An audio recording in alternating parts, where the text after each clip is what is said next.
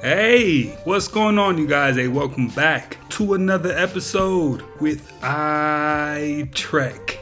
Huge shout out to everybody in the chat and all the members, man. I appreciate each and every one of you guys. And if this is your first time here, what we like to do is take a look at the most interesting and creepy videos from all around the internet and kind of evaluate for ourselves whether these are fact or fake. Smash that like button for me if you haven't already. Smash that subscribe button. Join the iTrack fam, man. And let's just jump straight into it. Remember 10 years ago when I said the lottery system is basically a funnel for the intelligence agencies? People laughed at me. Oh, Gary, you're out of your mind. I also said around the same time that they have magnets in the goalpost and they inject metal particles in the football. So when they kick those field goals, they can sway them any way they want. They said I was crazy too. Both of those got proven to be right. Both of those got proven to be right. I know I definitely showed the video of him talking about how the CIA funnels that money through the lottery about a year ago. And it was about mixed reviews, if I can remember correctly. And it still sounds pretty wild, but at the same time, we're living in wild times. Fun fact of the day. The British Museum relies on visitors' breath to maintain humidity in its exhibits. Right now, the universe might be splitting into countless parallel universes, each one with a new version of you in it. You probably thought the multiverse was just something from the movies, but quantum mechanics tells us it really could be true. What if it's the multiverse? This time, when our electron is faced with the two options, go left or go right, our universe splits into two very real universes. And as you can imagine, considering how many little particles there are in our universe, constantly moving around and being faced with these quantum decisions, this branching is happening all the time at an insanely high rate. Practically infinite. So which universe are we in? Do you have that voice in your head that narrates your life? Or is it just quiet in there? Turns out only about 30% to half of people have that inner monologue. And science says if you have it, it may make you a little better at certain tasks than others. That internal play-by-play in your mind about your thoughts, feelings, next moves in your own voice helps with everything from focus, working memory, problem solving, and self-control. For most of us, it shows up sometime during adolescence. But according to psychologists, only about 30 to 50% of us actually have it, and it often gives them a bit of an edge at tasks that require a lot of planning or complex thinking, because of the way that it not only helps you organize your thoughts, but also helps with positive self-talk and acting as a kind of hype man when you need a bit of a boost. Of course, that same inner voice can also spiral into harsh self-criticism. So if your inner narrator sounds more like a bully than an ally, try focusing on your inner thoughts and try countering the negative ones with something positive. It takes a while, but over the long term, this can have a major impact on that negative self-talk. And if you don't have an inner monologue, don't worry, you're not a weirdo or anything. This is just one of many ways that the brain works. Some people's brains think in images or lists or sensations. For instance, studies have found that many of those who are hearing impaired actually see sign language in their brains. There's no one right way to think. But if you do have that inner narrator, use it on purpose. Use it to plan and problem solve, and perhaps most importantly, use it to talk to yourself the way you'd talk to your favorite person. You know what, come to think of it, my inner voice is like the ultimate problem solver. To the point where I don't really ask anybody for help because I figure it out. It's pretty wild, huh? There's insect apocalypse. They'll find the alarms going off all over the globe because this translates to plankton as well. No plankton, no people. We have peer-reviewed science study now from the Atlantic. Plankton population is down 90%. 90. Other oceans not far behind. That's the greatest oxygen producer on the planet. That is the base of life on Earth, plankton. We are on the human race right now, Tucker. I've used this example before, but it sends a message that's very accurate. It's like occupants of a car parked on the railroad track. The train is seconds from impact, lights flashing, horn blaring, and they're trying to decide what station to put the radio on. I mean, no matter what other issue we're facing, and I would argue power structure maneuvering right now from conflict zones to carnage zones, many other factors are directly related to the unfolding and accelerating biosphere collapse, which climate engineering is fueling, not mitigating. It's fueling it, and they will not let go of this covert weapon of control. It is the crown jewel weapon with which they can, have been, and are bringing populations to their knees, including our own, without those populations ever even knowing they're under assault. They're not going to let go of this weapon. In regard to our military brothers and sisters that are participating in this, because many ask that question, why would they? This is the moment Anduril's unmanned jet Fury left the runway for the first time. Anduril calls Fury semi-autonomous and says it isn't piloted remotely. Instead, it operates by itself, carrying out mission plans and adjusting its flight without human input. It returns to land when commanded, and the whole time a person monitors its actions rather than directly flying it. Fury is a collaborative combat aircraft, or CCA. It's powered by artificial intelligence to operate together with fighter jets that have pilots. This system is designed to use software to autonomously control it and work with a manned quarterback sitting in a fighter jet alongside it, sitting in an F-35 or something like that. Brian Schimpf is the CEO and co-founder of Anduril. These are first and foremost about protecting pilots' lives. These fly out ahead of manned fighters, and they're able to find the enemy first, be able to engage the enemy well before a manned fighter has to be seen or is in range. So these are really about providing that deterrence by putting systems well out in front of manned fighters. Every single episode, I swear I've seen it all until I see something new, right? AI jets. I didn't see that coming. So now AI has ushered itself all the way into the army services, and now we got jets flying themselves. It doesn't get much wilder than that until the next episode drops, and then we see something way wilder than that. Here's one thing, a conspiracy theory that I think is 98% likely to be true. That people come into politics with $100,000 a year salary and walk away with $50 million net worth from their stock trades. That's insider trading. And by the way, if you ask ChatGPT what percentage of insider trading is caught, 15%. So for sure, only 15% of people go to prison. The other 85% get rich. That's why I tell people, be careful thinking you can trade stocks and become wealthy if you're not a dishonest person, because the dishonest people have an advantage on you because they fly to the company headquarters. They pay an employee, what's your earnings report going to be? Oh, it's going to be down. They go short that stock. Tucker Carlson just claimed that the United States government is making deals with demons. He stated that what we call aliens in UFO activity is actually angels and demons, and that someone in the United States government has basically made a deal with the devil.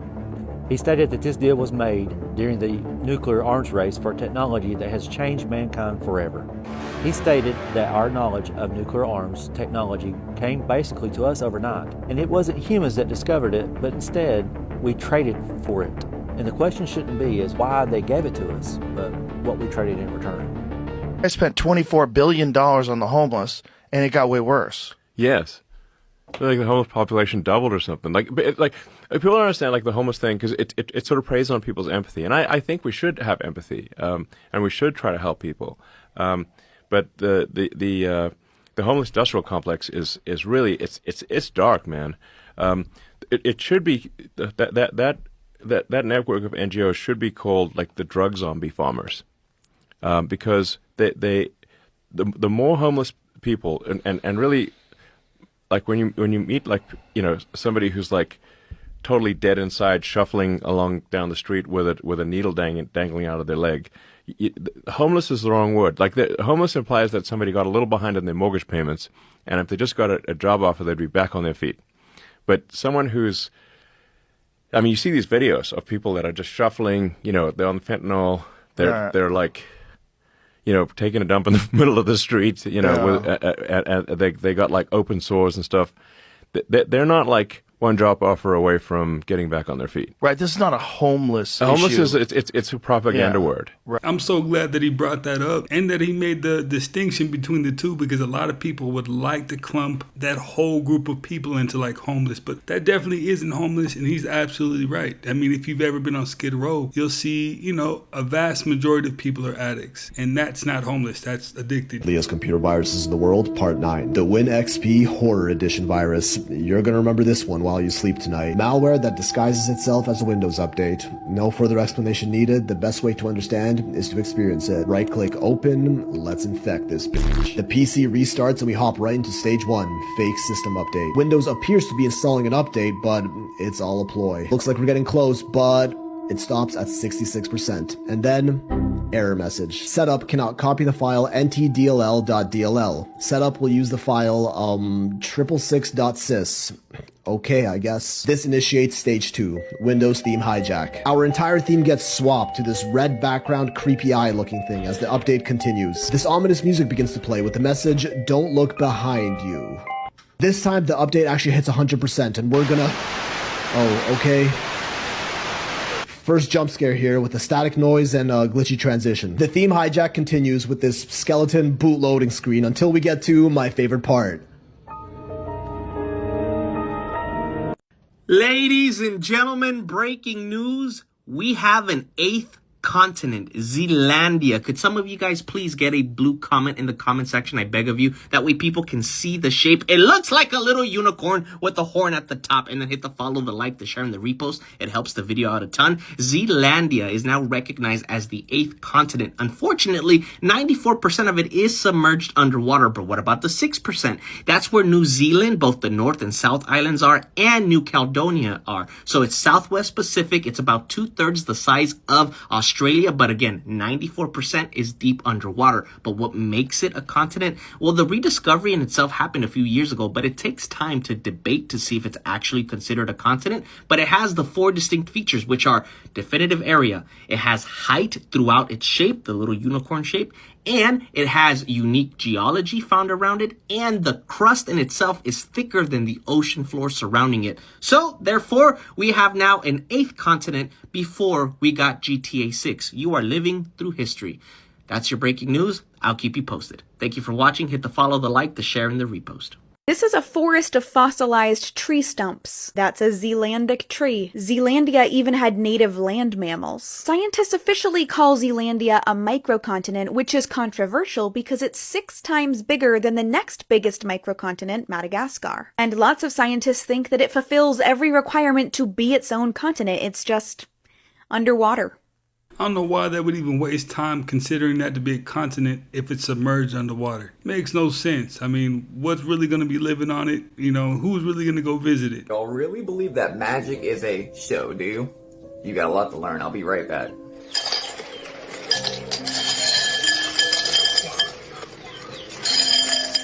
He's eating real nails.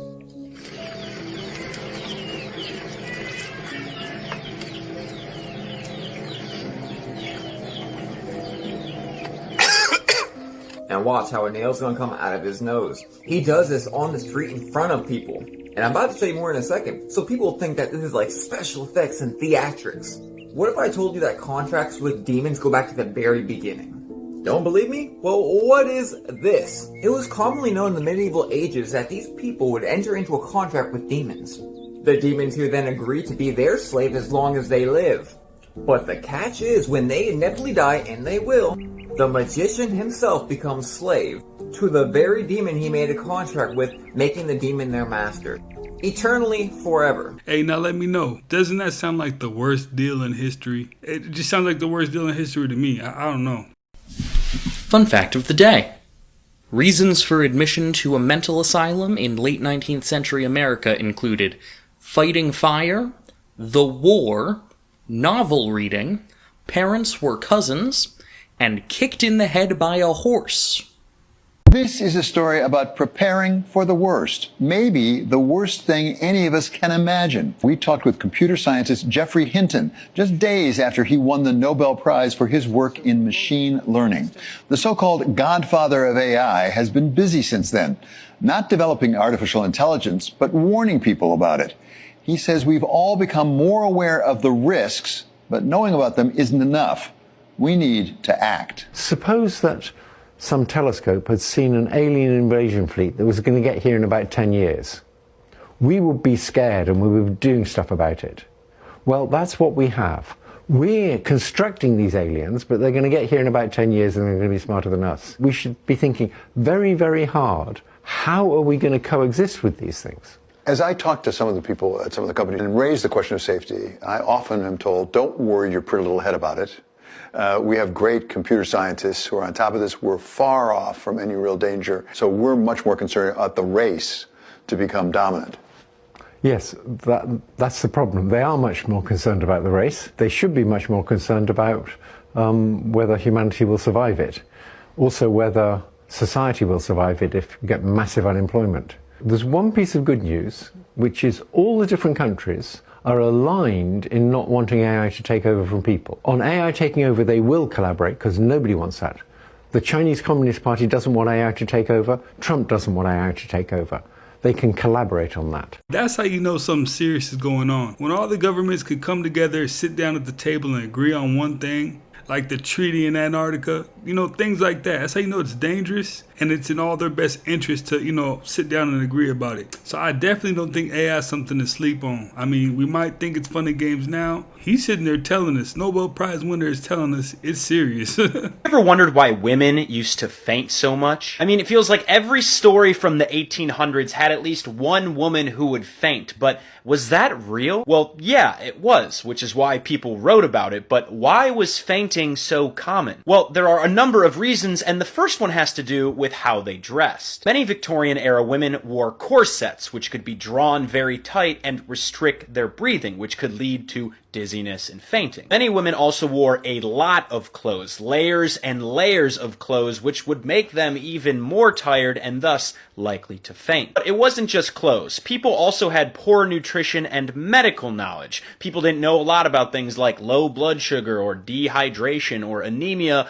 that could lead to fainting. Air quality was also notoriously bad in Victorian times, and combine that with stuffy rooms or poor ventilation, and it could lead to people fainting. Lastly, and strangely, fainting was kind of accepted at this time. It was almost a fad. It was an acceptable reaction to something stressful or alarming happening. People were expected to faint. So a lot. I have a newsflash that space is not black. Space has no color. It appears black to us because that's how our brains interpret the absence of light, but it just actually means that there's not enough light to be a color of any type. I guess technically our eyes don't work this way, but really there is the cosmic microwave background that permeates everything. And so technically the color of space is whatever that color is. So the cosmic microwave background peaks in the microwaves. It's a 2 millimeter wavelength. So technically the universe is not black, it is microwave colored.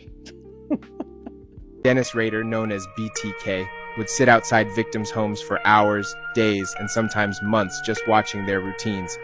He called them projects, and he kept detailed notes like he was studying prey. This is the biggest bird on the planet, the Andean condor, but being this big is quite problematic. It is so heavy that it cannot take off on its own. When it's on top of a cliff, it can just jump off and fly, but if it's on the ground, it needs a strong gust of wind to take off. And even though this might look like a man in a costume, these birds are real, and they're quite friendly. Some of you are about to experience the snowiest winter in years. This winter is shaping up to be a war, a battle between competing atmospheric forces that's going to divide America right down the middle. Stronger, jacked women or the average male? Now, the first event was a sandbag drag between the teams. Now, the men were legit just dads who didn't even work out. I don't do anything in particular very well. Against women who train every single day. I usually train between 1 and 3 hours every single day. And the first event was dominated by the men. The second event was a fill the barrel relay race. And once again, the men won this event. Is this gonna do it? Average Joe, fill the barrel. Now, deadlifts were next, which they did 10 reps for each set until someone gave up. They did this 13 times in a row until the average Joes finally couldn't hit another rep. It was now 2-1. Rep 6. Okay, good effort. The next match was a pugil push, where once again, the men just dominated another event, getting them out of the ring very easily. No, I mean, my ego's hurting right now. Tug of war was the final event, and the women fell right to their knees right away and didn't even pull the men back at all. And the average Joes ended up winning 3-1. You hold it, yeah, hold it. Pull back. There we go. Montana just past the barrel. Average Joe, take the W. You honestly shouldn't be surprised. It's honestly just biology. Hey, come on now. Is what it is. Humans are a bunch of mutant slaves on a prison planet. According to the oldest document in existence, the Sumerian tablets, 7 beings called the Anunnaki came from heaven to earth and genetically modified humans in an outdoor laboratory called Eden, where they created the first man named Adamu to mine gold as a slave race so they didn't have to work. And if that sounds crazy to you, that's exactly how the 1% operates the global economy to this day. Google has issued a red alert to 1.8 billion Gmail users. If you have Gmail, here's everything you need to know, and more importantly, what you need to do. So hackers have figured out a way to use Gemini, which is Google's own AI, against itself. Basically, hackers are sending an email with a hidden message to Gemini to reveal your passwords without you even knowing it. This is an unusual hack because it's basically AI against AI. Cyber experts warn that as AI gets more advanced, you can plan on seeing more and more attacks like this one. Basically, these hidden instructions are getting AI to work against itself and have you reveal your login and password information. The reason this is getting so many people, there's not a link that you have to click. It's Gemini popping up and letting you know that you're at risk. Google has stated that they will never ask for your login information or never alert you of fraud through Gemini. Leave a comment down below and let me know if you've received this email and Gemini has popped up asking for login information.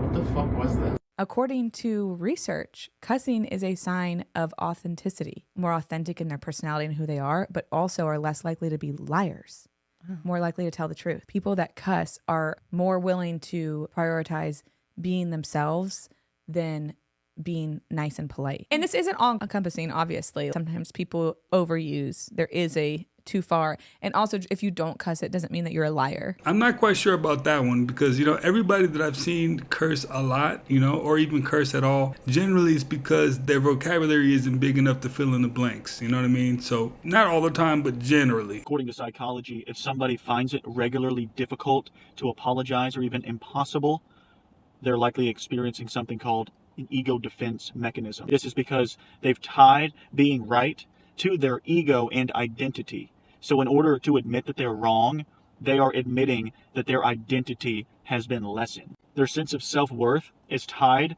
to being competent and correct in every situation. And for them to admit that they are incorrect, it's like admitting that their self-worth has just dropped. Yeah. What are you? That looks like a gigantic spider.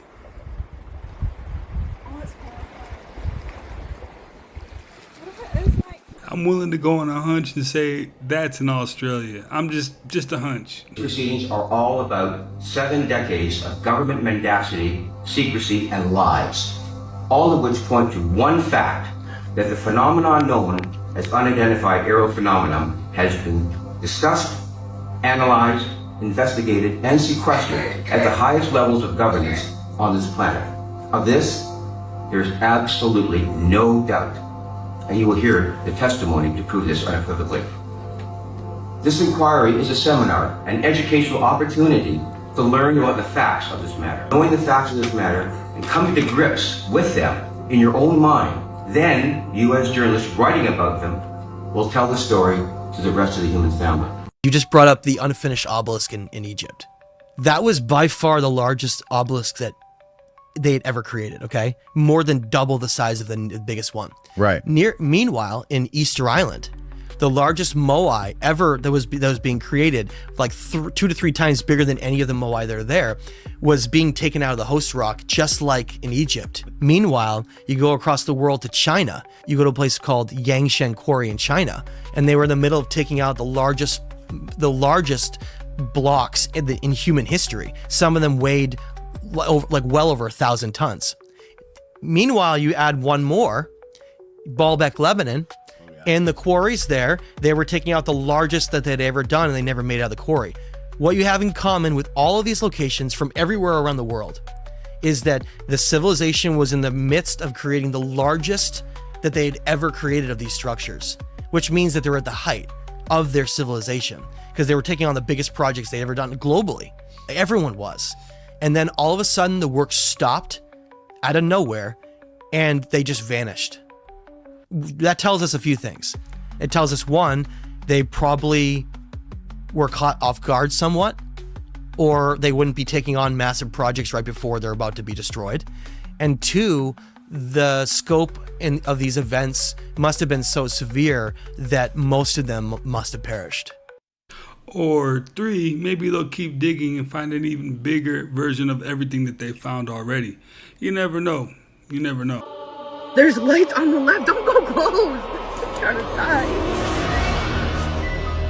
That's a metal slate. What? It's shaped like a mushroom. Yeah. You see it? Yeah. Oh, it's yeah, because it has trees on top of it. Somebody has stuff underneath. Where does imagination come from? Every movie we've ever watched, any fictional or non-fictional or sci-fi, we will soon come to a point, and we are already coming to that point, where all the movies from 10 years back, 20 years back, 50 years back are now becoming this reality. Once what was nonsense is now becoming sense. Why? This is evolution of humanity, or we can say the consciousness that we are raising through this planet. So the question is, what do we do with this knowledge? I think it's more merely just an understanding that every imagination we've once had is already in existence. And with that, we are pretty much already foreseeing what the future will be and can be. Now the question really is, how do we use this to better our experience in life, or better humanity, and spread a positive message through all of these downloads? So dreams are actually our first language. Ultimately, they're a dialogue between your higher self and your soul. And by interpreting dreams, we're intercepting that dialogue. And so we can see what the spirit world is asking us to do, and then we can see what our soul's response is. And it's not always the response we think we would give consciously. They're very truthful and honest. And so it's very revealing to look and see, what is this dialogue? What am I being asked to do? And then take concrete steps towards achieving the goals that we came here to achieve. Okay, so riding in Chicagoland on the freeway, this is 294 passing Halsted. I don't know what this is floating in the sky. Like, at first I thought it was balloons, but if it was balloons, it'd be moving. And then right at this time, it started raining. So I'm like, it can't be leaves or something that has floated up into the sky. Like, whatever this is, it's stationary, and it's a lot of it. And it actually goes higher than that. Have you guys ever seen anything like this? Comment down below. Let me know what your thoughts are.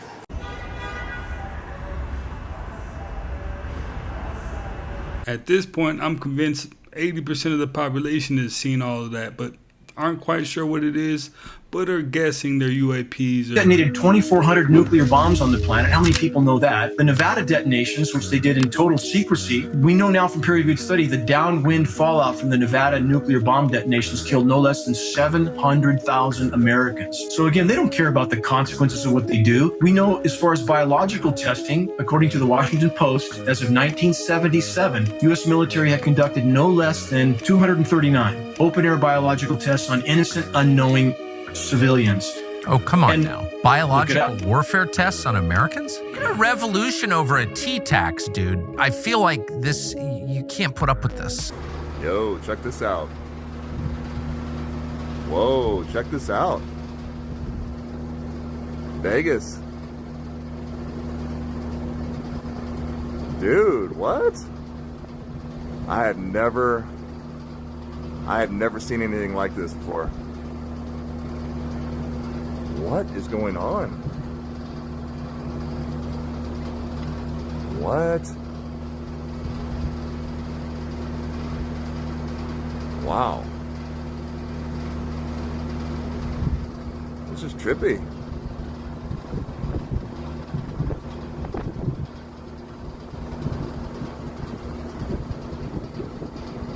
Vegas, what in the UFO sightings do you guys got going on over there in the clouds, man? That is pretty odd. There is so much history that we were not taught in school. In 1980, while camping on the Columbia River with his family, an 8-year-old boy found $5,880 of deteriorating $20 bills. These bills turned out to be from the $200,000 ransom paid to the notorious, mysterious airplane hijacker D.B. Cooper 9 years earlier. The 8-year-old was allowed to keep 15 of the $20 bills, details while the FBI took the rest. After leaving the White House, Harry Truman was pulled over on the Pennsylvania Turnpike for driving too slowly in the passing lane. This is an unfinished portrait of Franklin D. Roosevelt because he collapsed and complained of a headache while posing. He passed away later that day. Ben Franklin left the cities of Boston and Philadelphia $2,000 in his will, but the catch was they were not allowed to touch it for 200 years. In 1990, 200 years after he passed away, the cities received $6.5 million. In communication with 3i Atlas. Open up a portal to communicate with extraterrestrial beings. Whoa.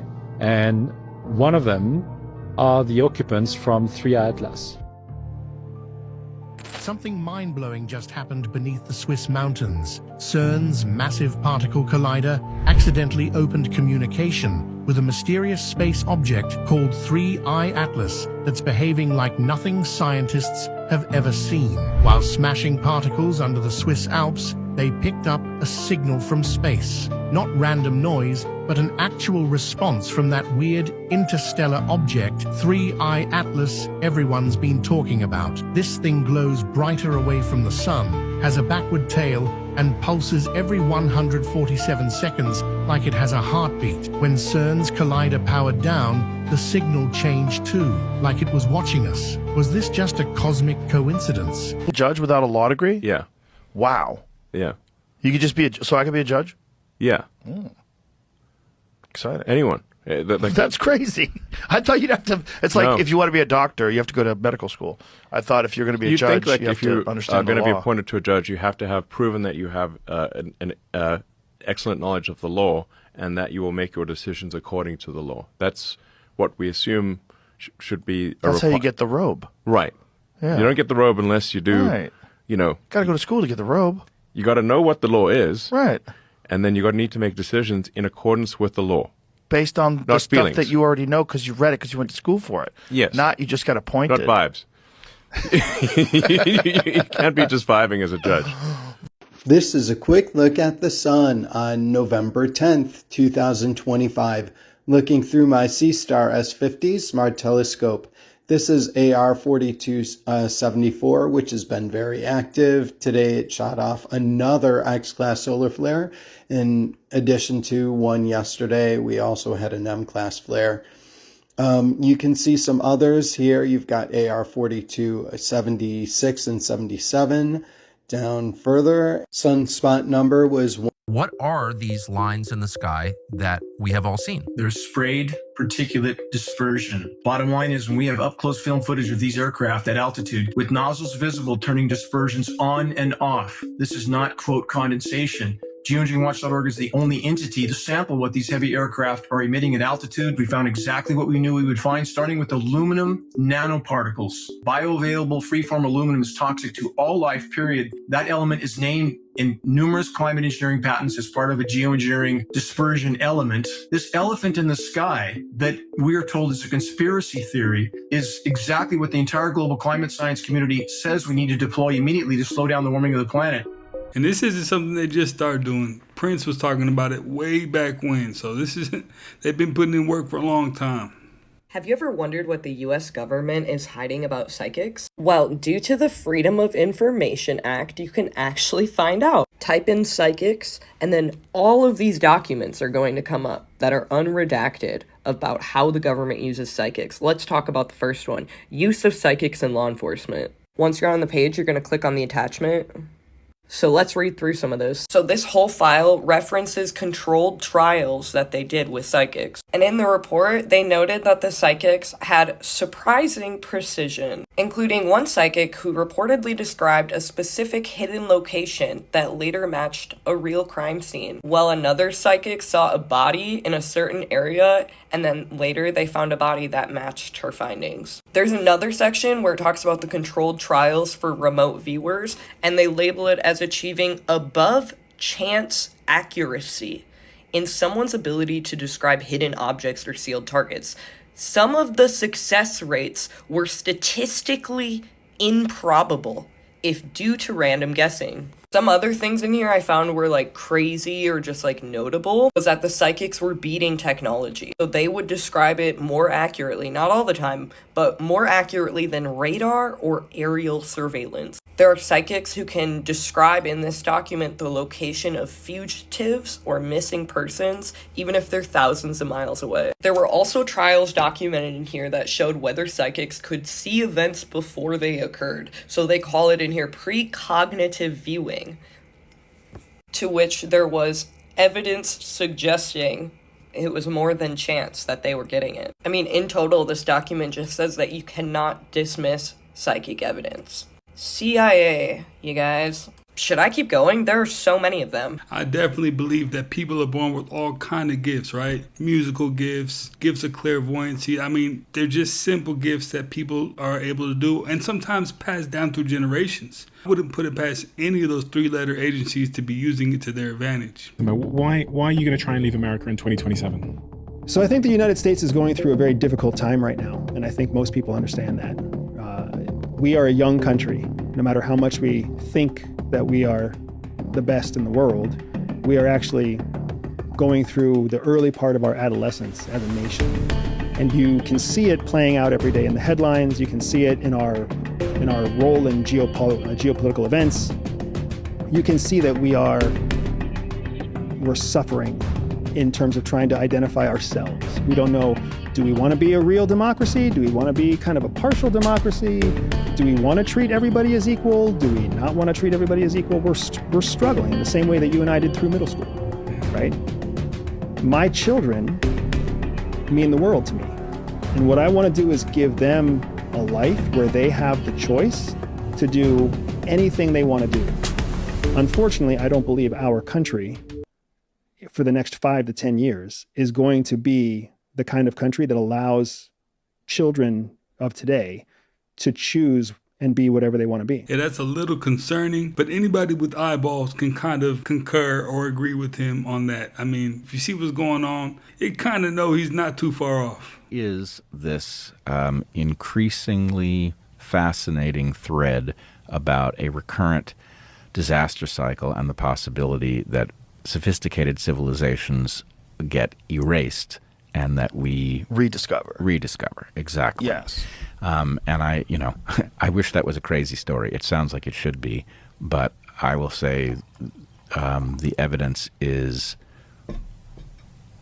far too compelling to dismiss it. So I think we have to be open to that possibility. And, we seem to be heading into one of these catastrophic upheavals, which is something, while we're busy dicking around with climate change, which is not what we're pretending it is, we are not dealing with this hazard to our civilization and figuring out how to protect ourselves. Why did they name this mission Apollo? Apollo had nothing to do with the moon. Apollo is a solar deity. If you look at the footage and you listen to the audio of the astronauts. We found more of that black glass up here. Yep, this is what we're looking for. We found more of these pit marks, these impact pit marks, and more of this black glass. They went up there to look for the evidence of the solar micronova, and they found it in droves. That's why they named a moon mission Apollo. And take a look at the prevalence of the sun on this mission badge. I would say it's more prevalent than the moon is, mostly cut off. We've got a white horse, a black horse, a pale horse, and then the red one is the sun itself. And why does the sun look like that? Like it's got red clouds and it's blasting out in all directions. We are talking about the moon mission, right? Now we're reverse engineering that for the robots. Now we're reverse engineering that for the armies.